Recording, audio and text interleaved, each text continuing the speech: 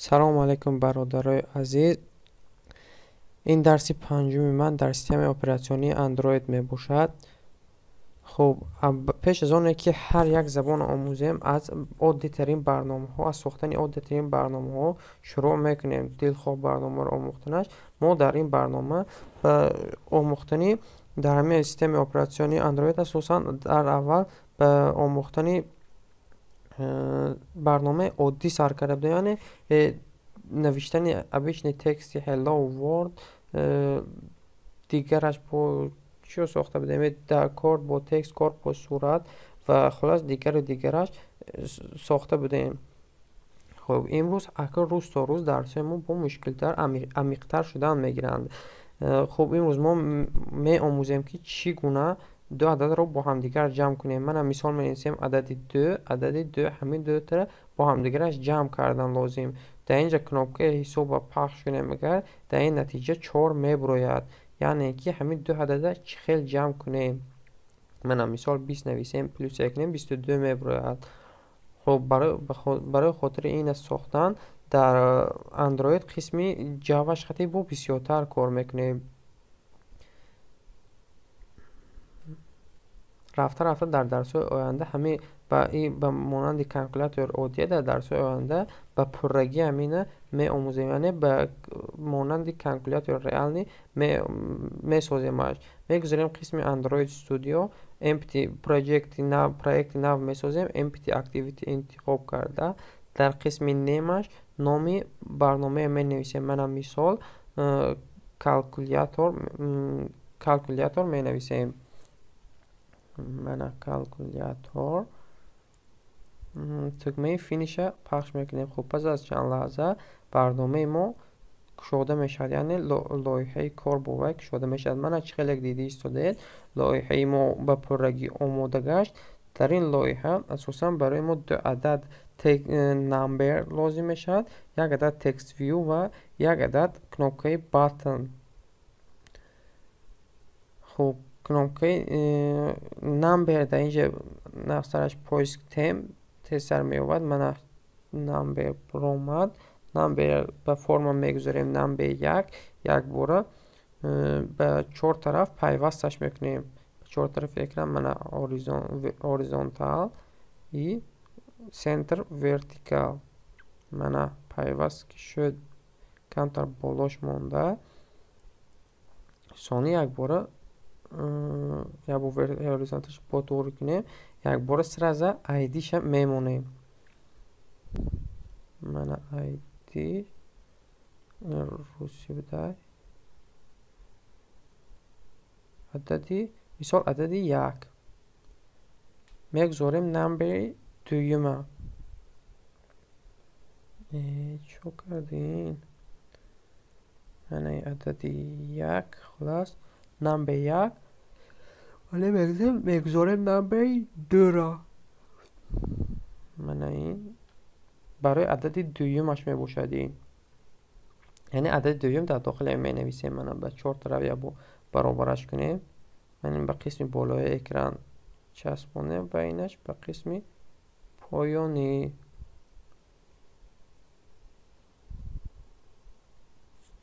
من چخیل دیسویل به هر 4 طرفش پیوست شد. خوب موبایلش کمتر خطاگی دارد نکه یا با هوریزونتالش برابر کنیم طوری میشه. من هوریزونتال برابر. خب باز میگذاریم یک عدد دیگه تکست ویو برای خاطر نتیجه چاپ کردن.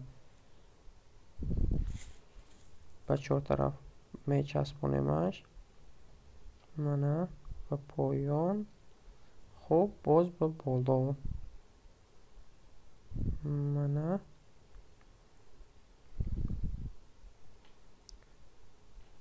باز میگذاریم یک عددی. خب یک بار ایدی ها شمونیم. عددی دو، یعنی که رقم دویم شد در داخل همین داخل می نویسیم. من اینش میشد که ایدی نتیجه در همین تکست ویو چاپ میکند. من نتیجه داخلش خواهم تو تاجیک خطی نتیجه نویسمونیم.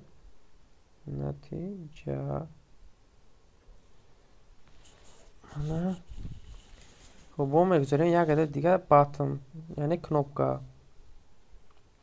این باتن به چهار طرف میچسبونیمش، هوریزونتال ای ورتیکال.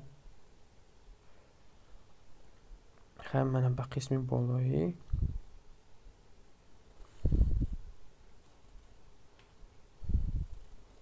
نش ایدیش دوریای knopka میگذاریم. یا با خیلی نامش نویسیم. ای نامش برای حساب کردن یا شاید هر دوش جمع کردن، زمین سبب نامش حساب نویسیم. خب ایدیش هم میمونه. ایدی چیش نویسیم اینا؟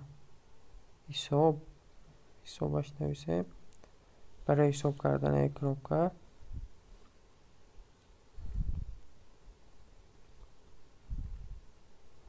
mana بود شد.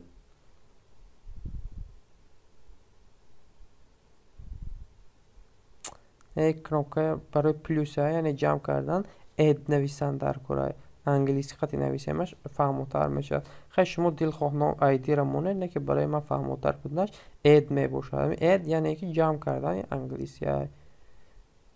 من اد نویسیم. خب میگذاریم به قسم جاواش. برای خاطر هر دو عدد جمع کردن در قسم جاواش کد نویسن در کره. من یا با اینو بینیم. خب رقم یک به رقم دو اول یا با هر چهار نمبر دو تا نمبر تکست باتن چوب کردن در کره یا بودن اعلان کردن در کره. برای خاطر اینو اعلان کردن پریوایت edit text. ای edit text اساساً همون نمبر میفهموند. edit text عددی یک. من عددی یک در اینجا عددی یک دل خواهی مانده میتوانید شما پروسو تغییر امین اعلان کرده من edit privat edit یعنی نمبر دوی اعلان کرده من دو بازه که یک عدد دیگه تکست ویو بود پریوایت نتیجه. من میگذاریم باتن knopka پریوایت باتن در فرم چیه که موندیم هوی در اینجا می نویسیم سونی نام دلخواه می نویسیم. من اد knopka جمع گفتنی گپ.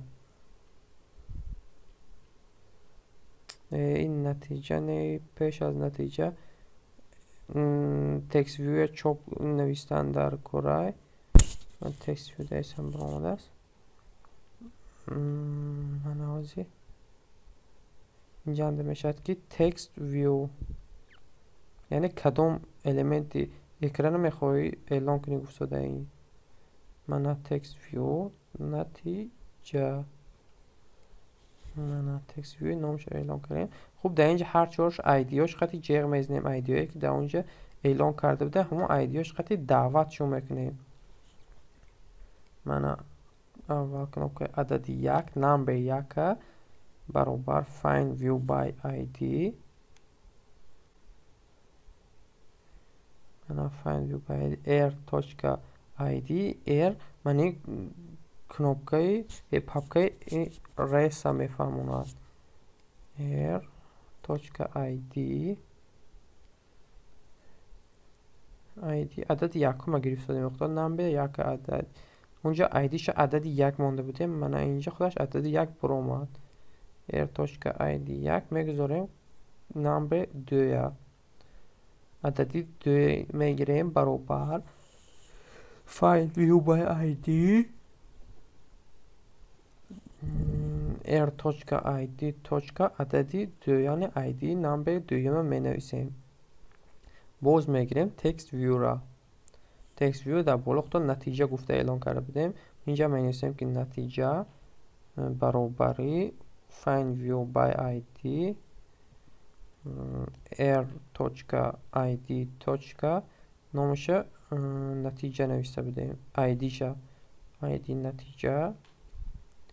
اینجا با دعوت میکنیم کاناپکای add mana add برای حساب کاناپکای حسابیم برابر find view by id .r .id .add mana .add add شد قبول نکرد mana add نویسه mana قبولش کرد حرف خورد قطعی بوده. خب آنکه میگذاریم به قسمی آن کلیکی هر سه همینا، یعنی اینکه کنوپکای add یعنی کنوپکای حساب اگر جمع کلیک شود پخش شود چی حادثه روی دهد. اینجا کدام آبجکت مثال می کنوپکای add کلیک میشد add توچکا set on click listener نوشتنمون در کره، یعنی اینکه هنگامی کلیک شود کدام حادثه روی دهد. یعنی این پروسه که من وقتی که همین چی را پخش کردی کدام وظیفه را اجرا کنم میگود من نیو، یعنی اینکه ناو view on click listener یا تا listener ناو گشوده من listener ناو گشوده شد. ولی در داخل این لیستنر دو تا تغییر یابنده اعلام کردنمون در کار، تغییر یابنده یک، تغییر یابنده دو و همون تغییر یابنده ها رو با هم دیگرش جمع کردن در کار. در زبان برنامه سازی جاوا تغییر یابنده رو با واسطه ایند اعلام میکنم. من ایند برابر ایند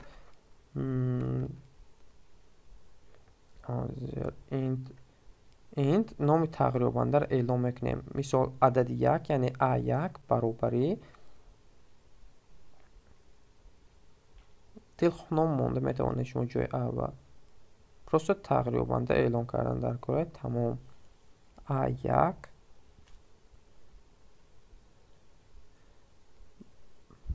برابری اینتیجر تغییر یابنده اعلام کرد شده موزه پارس ایند می شود که a1 توچکا get text شد قبول نکرد کشاکش خطا نوشتیم.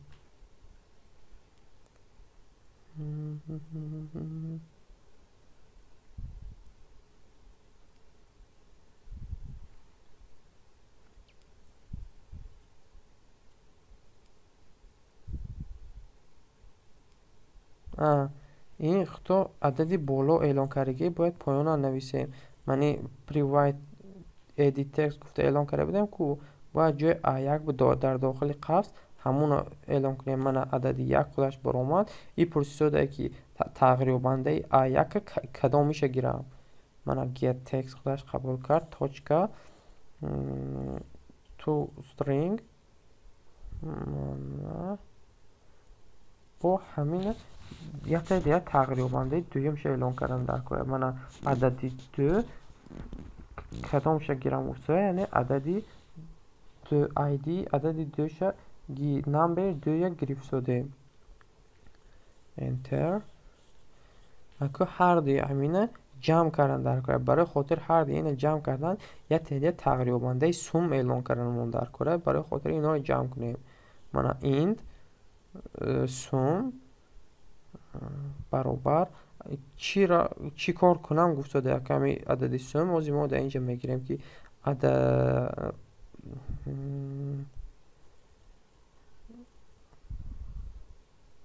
من عدد یک جمع عدد دو عدد تغییر یابنده سوم وظیفه‌ش همینه که عدد یک به عدد دو جمع میکند. خوب در پایان در تکست ویو چاپش میکنیم.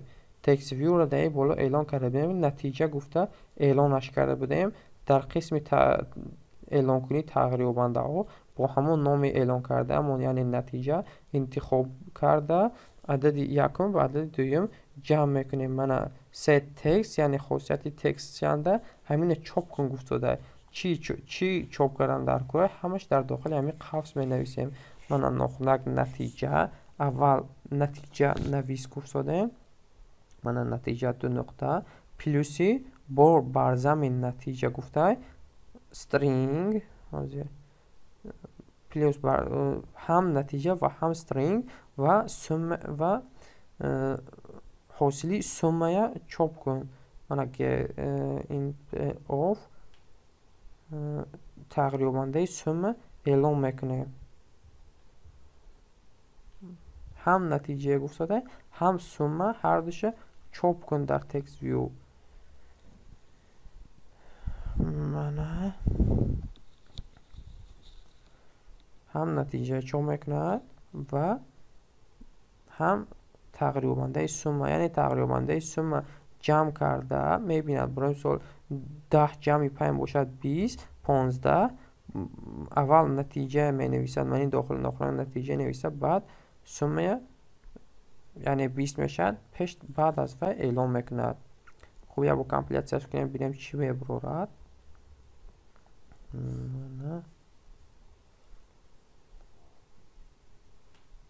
Компилятсияш сода бояд чопаш кунад.